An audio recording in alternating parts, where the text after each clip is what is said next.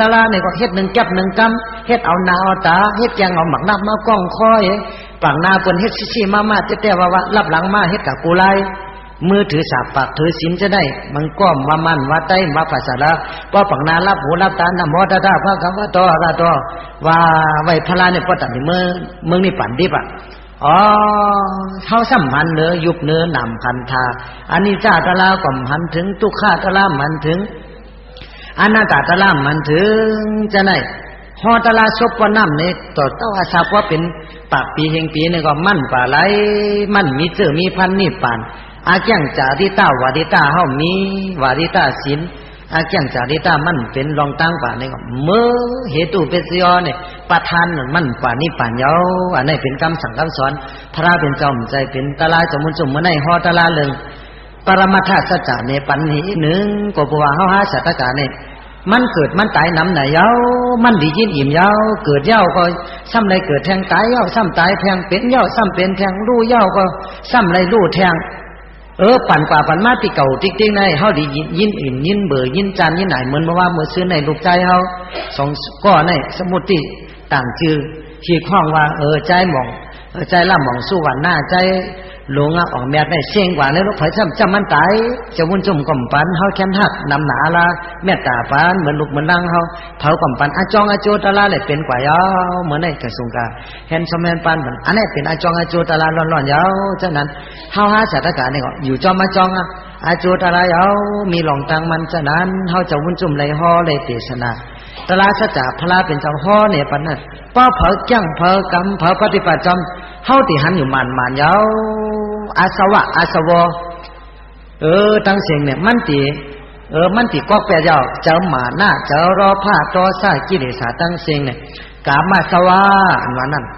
เจ้าเฮาจับใจโดยกรรมกุงนี่ก็พอเฮาแข่งกรรมดารามันติกอกแปรมันติล่างออกอยู่เหมือนจังขี้ไข่จับตัวเฮาเนี่ยเฮาซ้ำอาบน้ำหีมือวันน่ะเหมือนไอ้ก่อมอาบมือผู้ก่อมอาบมือก่อมอาบขี้ไข่มันขอมาติลูกเหม็นตู่เหม็นเน่าเหม็นเขี้ยวมาติเอาน่ะตัวเฮาอันไหนเฮานาเฮาแหละเฮาสุกนาห้อมสุกนาสามมันจ่อเฮาอดไรเมื่อห้อมสุกนานี่ก็มันเสียวตู่เสียวเน่าขี้หูหนาขี้ตาขอมาตินี่ก็ล้อผ้าตัวซ่าโมหะนี่ก็มักเกิดมาโกเจอเฮาได้แต่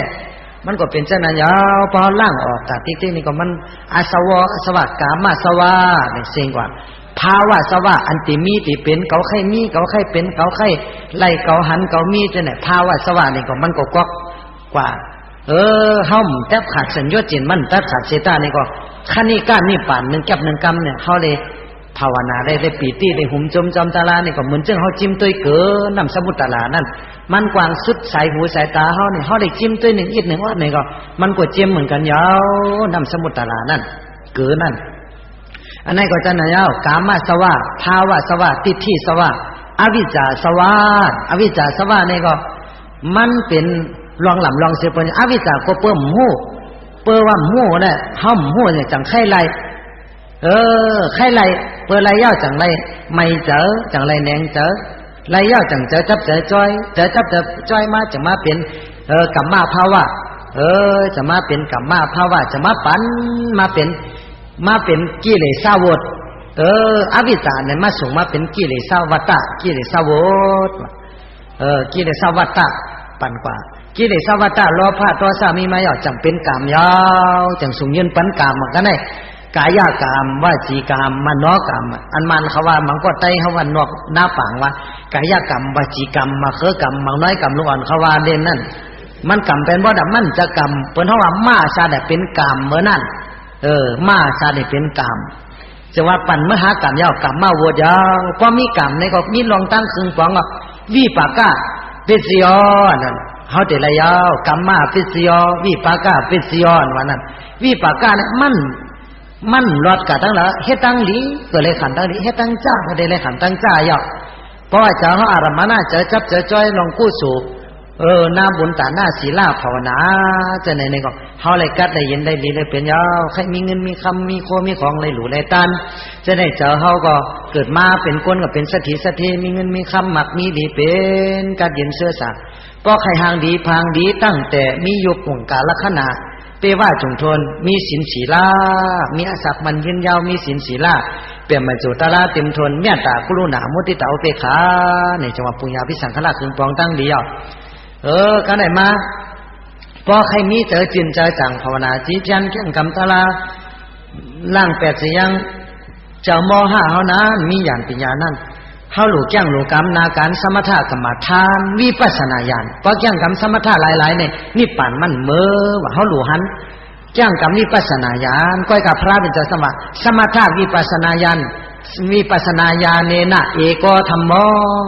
เพราะว่าหมอแก้งหมอกรรมนี่ก็สมถะวิปัสสนาเนี่ยมันคือกับจับกันกว่าดีๆงามๆปดยักตัวดีๆงามๆที่เนื้อยุบเนื้อหนามเนี่ยแต่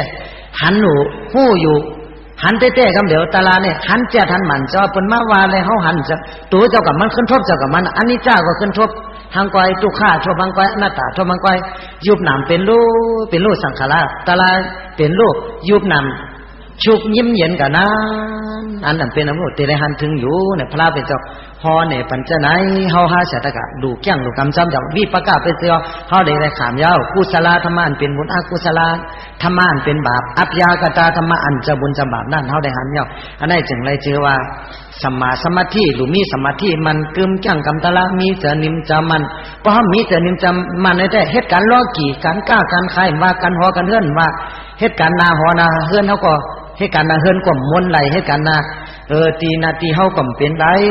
เนาะเฮ็ดเฮือนก็ยาวได้กำแดนกะตั้งกว่าตั้งจำมีเจอสันตาวิญญาสันตาวิริยะจิตตาวิมังสาอิทธิปัสสีปามมีในแต่เฮ็ด